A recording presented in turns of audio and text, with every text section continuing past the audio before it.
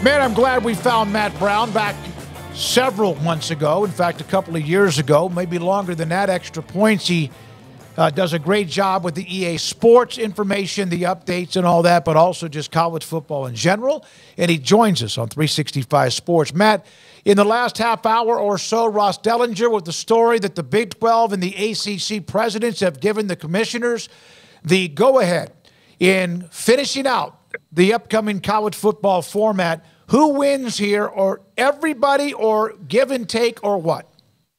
It's hard for me to say that everybody wins, even though I understand that nobody's raw amount of money is decreasing.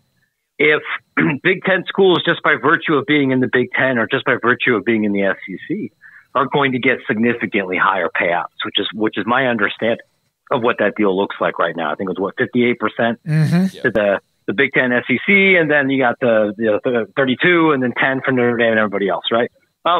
It's possible that was the best deal that could have been secured given the leverage that the Big Ten and the SEC were applying, given their dominance of the number of highly attractive brands within college athletics. But I would be concerned about the precedent that this sets.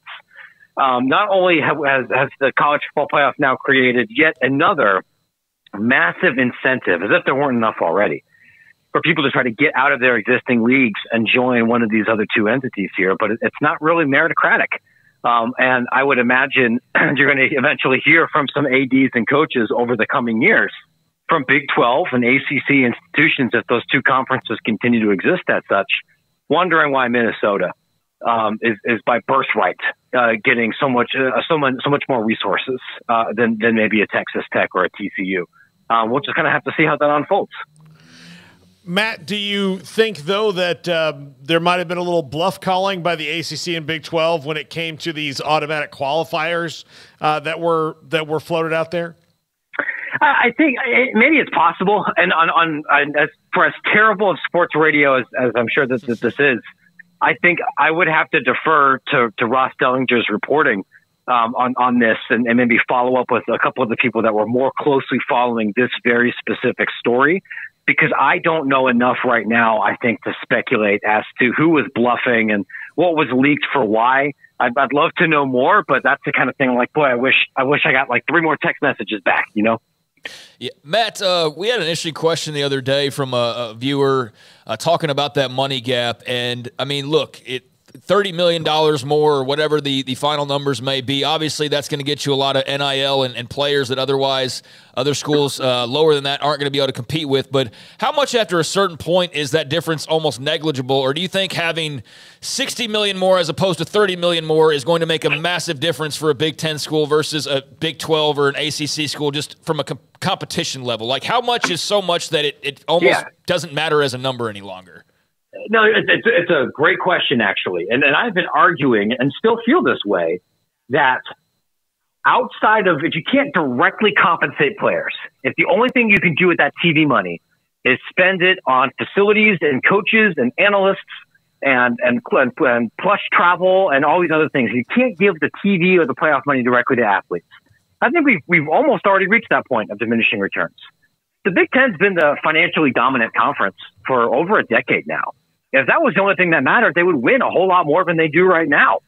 The ACC has been in a financially disadvantageous position compared to the Big Ten and the SEC for years. And they've still been able to win national championships in football and in multiple schools, and basketball and baseball and lacrosse, and compete in other things. Once you hit the minimum thresholds to be competitive nationally, and I would argue that the most Big 12 schools are at that number, then there's a question of how well you allocate those resources. You may not be able to fish in the exact same recruiting pools, but you can still, particularly in sports other than football, you can still be very competitive. The difference, I think, though, will be when, and I do think it's a question of when, not if, but when those schools are allowed to dedicate some of that college football playoff money, some of that television money, some of their bowl money, other direct resources, and put that into direct compensation. So then instead of saying we're going to launder this through a third-party collective, through some donor fundraising or through this other thing, we're going to set aside 20% of this gigantic check and we're going to use that for payroll. Then I think that will matter quite a bit. Because if there's one thing that 18-year-olds and 19-year-olds and 20-year-olds like more than fancy weights and more than charter flights and more than all-you-can-eat steak dinners, it's cash. And that's the thing that's what the NFL does, which is why they don't have facilities as nice, because they're putting their resources into cash. And when Big Ten SEC schools can do that more directly, then I think you'll see a pretty big, even bigger competitive difference between those who have big payrolls and those who do not. Matt, do you think the collective bargaining model where their employees is better, or a revenue sharing model would be better for college athletics as a whole? I don't really see how you can do a collective bargaining agreement that does revenue sharing, but doesn't make athletes employees without explicit congressional intervention. I don't think the law allows it. I don't think that will pass the appeal from any district judges. And I don't know how you can really effectively do collective bargaining without having a union, which requires employee status on the other side. I don't think you can do that the same way, certainly not legally, with the Voluntary Players Association. Now, if Congress comes back and says, we're going to create some kind of statutory exemption, singling out college athletes, saying that you are not employees and you cannot bargain about X and Y, but you can bargain about Z, A, B, and D, then that might actually solve some of these problems. And I wrote about this earlier this week, but there is a more clear path to that world if Republicans sweep the Senate, the House, and the White House than there is right now with shared governance between Democrats and Republicans. Not a sure thing, right? You know, politics can be very messy, but that might be that is one potential pathway for the NCAA to get what they'd like, which is a congressional carve out. Matt, you mentioned that, in your latest newsletter for folks that want to check that out. The college sports hearing, I mean, that was one of your big takeaways, but you allude to there seems like they're, as much as we've heard about these and they just kind of come and go and nothing changes, like at least a hint of progress is something that we haven't quite seen or you haven't been able to take away from a lot of these, have you? Yeah, I mean, I've said this the last couple of times we've talked, and I still believe it. I think the odds of legislation in 2024 are really slim. And I understand that there's an inkling of a potential compromise in the Senate. There's a couple of Republican lawmakers, headed by Jerry Moran out of Kansas, who are taking a more policy-oriented view of college sports, and they've been working closely with a couple of the Democratic lawmakers. But the biggest challenge for them right now is just time. Generally speaking, like not to get like partisan or anything, but lawmaking kind of slows right before major election because everyone's more focused on campaigning and protecting their seats or making sure their party's in the best position. And any kind of college athletics legislation is going to be complicated and it's going to be bipartisan. And then the time for that to happen was probably 6 or 8 months ago, not in mid-March. But depending on how those elections go, I could see the next Congress maybe having a more straightforward path towards passing something. It might not be what the NCAA wants, but there may be a more straightforward path to addressing some of these issues. By the way, there's been questions in the chat. Whatever the percentage ends up being, how they break it down, that 58, 31, 11, whatever number that is, teams that get in will also each, like in the NCAA tournament, Matt, get their own money, correct? Like $4 million. I've seen that number estimated at $4 million for every round that they play. I'm going to have to double check, and it's unfortunate because I haven't been at my desk for the past hour and a half, so I haven't had a chance to read Ross's dispatch in full yet. That sounds similar to what I had been hearing last week, but even then, like even if you get a unit for participating, sure, and the team that wins the Big 12 and advances in the playoff gets more money, I think that there's still a pretty compelling reason for non-playoff participants to be frustrated about the revenue distribution because a 4-8 team in the SEC sure sounds like it's going to be a more advantaged position than a 4-8 team in the ACC. Yeah, just because of birthright. Because who they made friends with in 1912. That's a great point. Well, I mean, look, that's the most important thing is, what People happened. Forget that, yeah. What happened when cars still were made out of wood? I think that's That's the best gauge. Matt, the way that the round, like, was there anything out of the round table in particular, like a detail or something you heard that was new or different, or, you know, what did you think of Nick Sabins' kind of comments on all of it as well? Yeah, I know it's interesting. I actually think social media has been a little bit unfair to Nick Saban. You know, and far be it from me to be somebody who is predisposed to defend the multimillionaire Alabama football coach.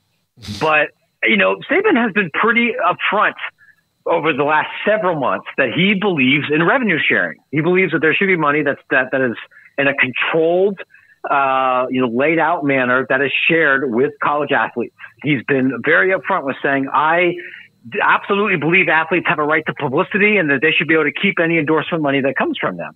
And I get that it may be unfashionable to say, hey, you know, I have some concerns about entitlement, or I have some concerns about how unregulated the system is. But I think he does have a point. And I say that not because I think Nick is upset that athletes are getting paid. I think that would be incongruent with what he said before. But in this kind of system right now, right, in the SEC or Big 12 or anywhere else, you have your high school recruits and you're going to get a big check from a collective. The collective has to lie and has to say, but this is a check for your name, image, and likeness. You are signing a marketing contract for $640,000 with this collective for your marketing rights. When you and I and Nick Saban and Charlie Baker and God all know that there is no 16-year-old, 17-year-old offensive lineman whose publicity rights are worth $600,000. That's not how any of this works. You might have football talent that is worth $640,000, but we have to lie and pretend that it's about marketing. And if you have a culture that incentivizes people getting, and not money for nothing, but I think money for the wrong reasons, and not letting them be honest about it, could I see a world where that breeds some level of entitlement that seeps into other things? Absolutely. And we could probably even think about this in our own lives when we known colleagues who are people in our lives who got too much too soon and didn't have a structure around it. If that negatively changed their behavior, I'm sure that happens with 17 and 18-year-olds, and it will probably happen when we move to a CBA.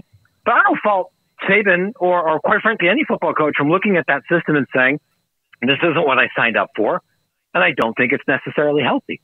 I understand that the optics are terrible. Nick Saban's a 72-year-old multimillionaire, and to complain about other people getting money when you have two $10 million vacation houses looks bad. I completely understand all that. I'm not saying it's wrong, but I don't think the totality of his testimony is really off base. I think that's a pretty accurate summation of what college football recruiting looks like right now.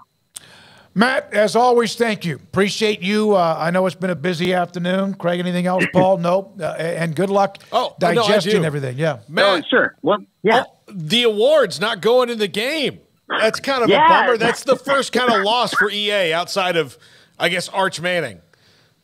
Yeah, and I just reported this a little while ago, too. There's going to be a couple of, bowl stadiums that aren't in the game, too. Right? If you're a bowl game and you're not played in an NFL stadium where EA would already have the rights, and you're not playing in a regular college football field like, the Fenway Bowl or the Pinstripe Bowl, like the Yankee Stadium's not going to be in the game. So, I mean, it's a little bit disappointing, but I don't know about you guys. I don't know anybody who, when they sit down and they fire up the disc and they're playing the game, they're like, man, I cannot wait to win the best wide receiver award trophy. I can't wait to win the Bolitnikoff. I can't wait to win the Overland Trophy. I can't wait to win the Maxwell Award. Nobody says that.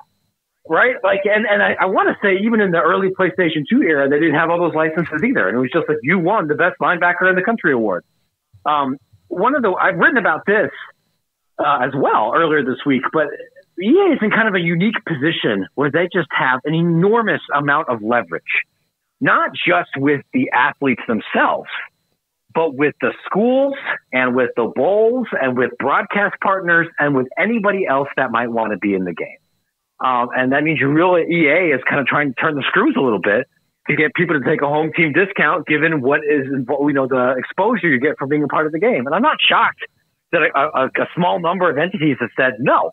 I would expect that to change over the next couple of years, and I don't think it's going to negatively impact any consumer. Matt, thank you. Matt Brown, extra points. Does a great job.